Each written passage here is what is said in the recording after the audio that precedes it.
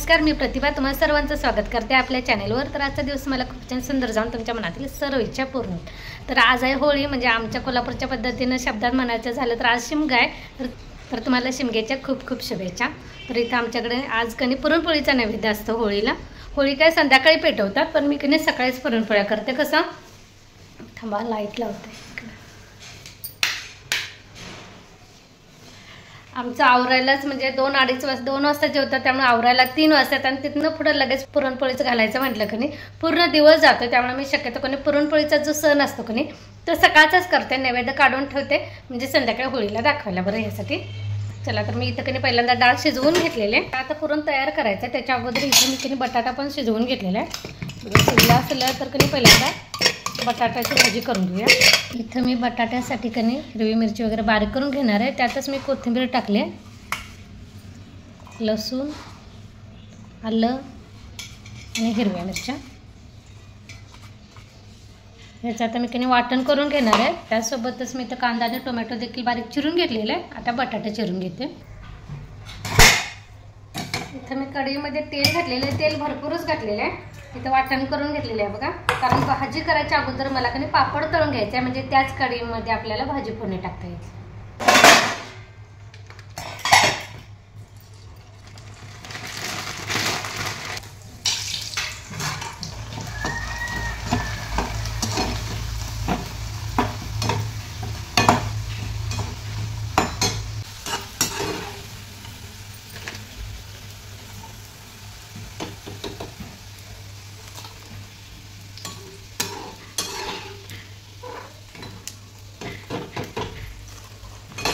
म्हणजे पिलूला हे छोटे पापड कणी छोट्या पापड आहेत, ह्या हंडी पापड असते की नाही तांदळाचे मोठे, तसे छोटे हंडी पापड आहेत।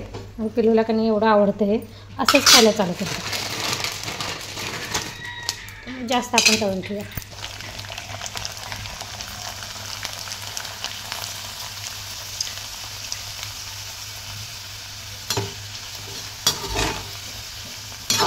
जास्तीचं तेल कमी ह्या कटोऱ्यात घालूया।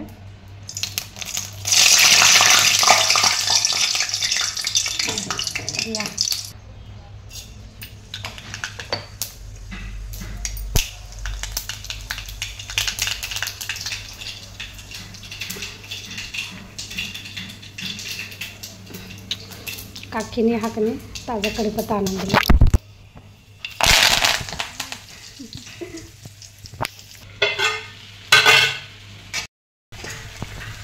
मस्तपैकी बटाट्याची भाजी तयार झालेली आहे।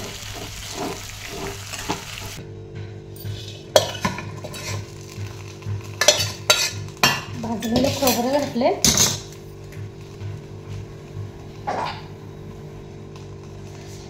कोथिंबीर आणि आलं लसूण। हे कणी मला येळवणीच्या आमटीसाठी कणी मसाल्यासाठी पाहिजे म्हणून आता हे पाणी घालून वाटण करून घेऊया।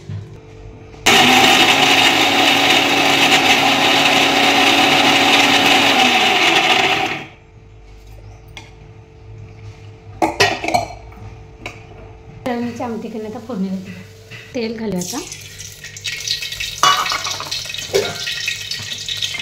तेल मी अजून थोडं घालणार आहे, कारण येळवणीची आमटी कणी कट यायला पाहिजे तरच ती छान लागते। टाकूया जिरं टाकायचं,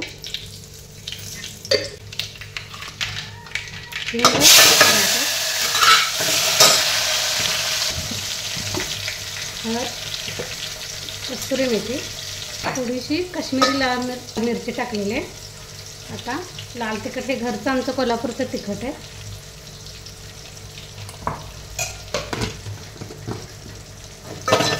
मस्तपैकी असं तेलामध्ये परतायचं आणि त्यानंतर वाटण केलेलं घालायचं।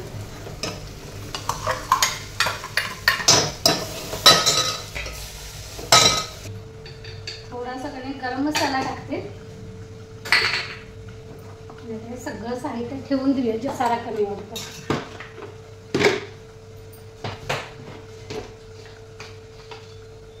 मी टाकायचं, कढीपत्ता टाकायला विसरले। तेलाच्या फोडणीतच कधी कढीपत्ता टाकायला पाहिजे होता, ते बाजूला होता नाही त्यामुळे विसरून गेले। मी आता टाकते। आता तेलामध्ये परतून झालेलं आहे खोबरं, काय आपण भाजून घेतल्यामुळे जास्त काय परतायला लागत नाही। आता कणी हे डाळ शिजवलेली जे येळवणीचा अर्क असतो की नाही तो टाकायचा.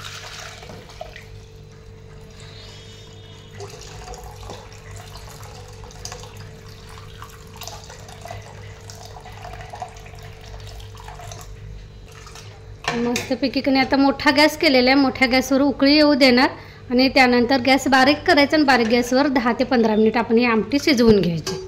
म्हणजे जे येळवणीचा अर्क असतो की नाही तो मसाल्यामध्ये शिजतोय चांगला. तर की नाही गॅस मोठा केलेला असताना की नाही हा कट एकदम असं उतू जातं पटकन. त्यामुळे इथंच थांबायचं. असं उकळी आली की मग गॅस बारीक करायचा आणि मग दुसरी कामं केली तरी चालेल. गूळ टाक्या पोळीचे कणिक तयार करून ठेवलेलं आहे. घट्ट अगदी अशी मळून घ्यायची. यात मी मीठ आणि थोडंसं हळद टाकून कणी मळलेलं आहे. त्यानंतर असं पातेल्यामध्ये ठेवायचं. सगळ्या बाजूने असं पॅक करायचं आणि वरून पाणी घालून ठेवायचं. अर्धा तास असंच ठेवायचं. भांडी झालेली आहेत. आता कणी डाळीमध्ये गूळ घालते आणि पुरणाची डाळ शिजवून घेते. त्याच्या अगोदर कणी देवपूजा करून घेऊया.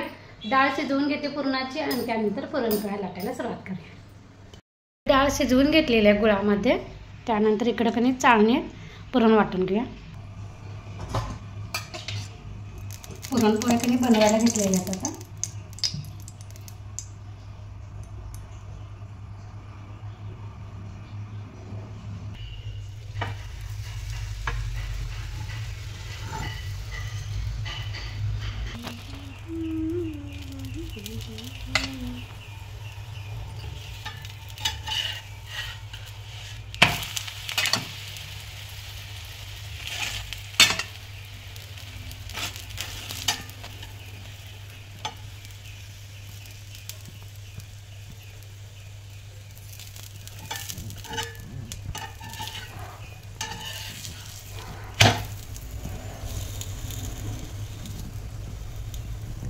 चला तर अशाच कणी बाकीच्या पण पुरणपोळ्या मी करून घेते.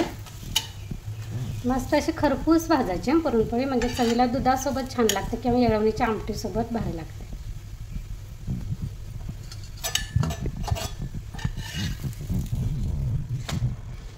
मी असं कणी सुपात आम्ही असं कापड ठेवलेलं आहे कॉटनचं आणि त्यावर कणी अशा पोळ्या पसरून ठेवायच्या. थोडंसं त्याची वाफ जाईपर्यंत अशा पसरून ठेवायच्या. त्यानंतर एकमेकावर अशा रचून ठेवायच्या.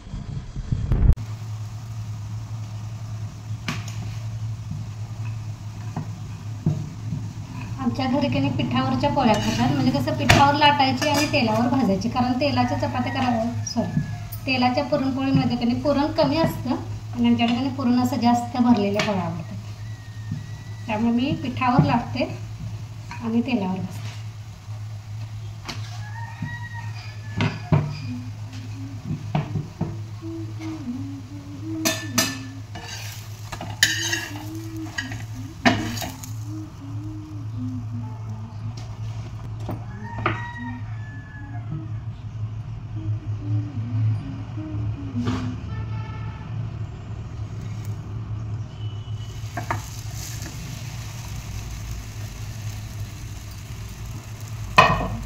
चला सगळी माझी कामं आवरलेली.